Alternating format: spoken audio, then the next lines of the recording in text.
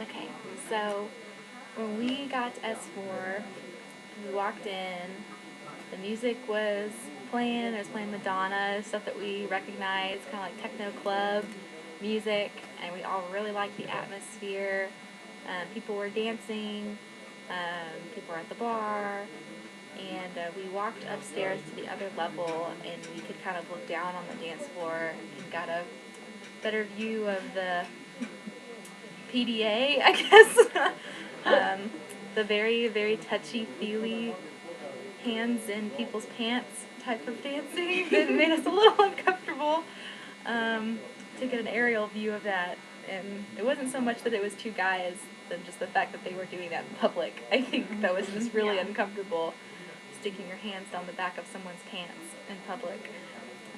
And they had a closed off room that was really quiet and had TVs and was more of like a lounge. Lounge, like more upscale bar. And then from there we went into the Rose Room. So just the whole club atmosphere was kind of crazy. They had this light show going downstairs, and it was like right before Halloween. Had all the decorations and the music, and people were getting really into it. So, and then just going in from like the first floor up to the third floor, it was like completely different. Like the Rose Room was pretty quiet because you got there before the show was starting. The Rose Room is where the show was. Yeah. So, just in case you need to know that information. Yeah. So we got a seat, and the waiters came up like all the time, like, "Hey, honey, do you need something? Do you want something? Are you okay?" Super friendly, but it was awkward. One of the waiters was in his underwear with glitter all over his chest, with tennis shoes, passing out Jello shots, and it was interesting.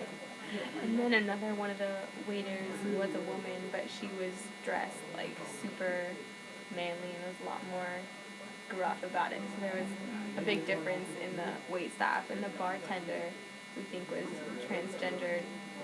Also, we couldn't really tell, but yeah, like when you go upstairs, like you can just smell like the alcohol and the sweat and the cleaning products and everything. So that was interesting. It was like a really diverse population too. Like, there was pretty much like every type of person except probably like straight males. But I mean, there was gays and lesbians and straight couples and husband and wives, and there was a group of 4 old ladies. I mean, it was so diverse, like so diverse. Lots of deaf people too. Yeah, there was like a deaf convention or something happening, but it was like a group of them. So when the show started, I was kind of, I think all of us were like expecting it to be like males dressed as women, but after the show kind of got underway, I was really surprised by how many of the performers were, I guess, had like reconstructive surgery, like they were women, but were once a male, and parts that most men don't have. So that was really surprising.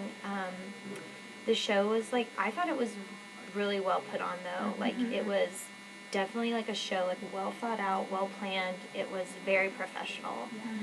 One thing that I was surprised about was I was not prepared for there to be tipping involved, and so I had no cash, and it was really uncomfortable because I just didn't know that like people would be tipping the dancers dollar bills like you would at a strip club, and so it was almost uncomfortable to not have money to pass on to them, especially because some of them were really good, and I would have tipped them totally. Yeah. And the fact that they touched so many people. Yeah, exactly. All up on the audience. And very interactive with the audience. They would like come up and down the aisles, and the 3 of us would be like crouching into each other, like, please just avoid our row, don't come near us. But it was really, really awesome. It was a really open environment. I felt like it was definitely a comfortable situation, or they tried to make it as comfortable as possible. The only uncomfortable part was there was a bachelorette party. Yeah, like the MC was opening up. It's like just a reminder to all you straight people that you need to respect our ladies.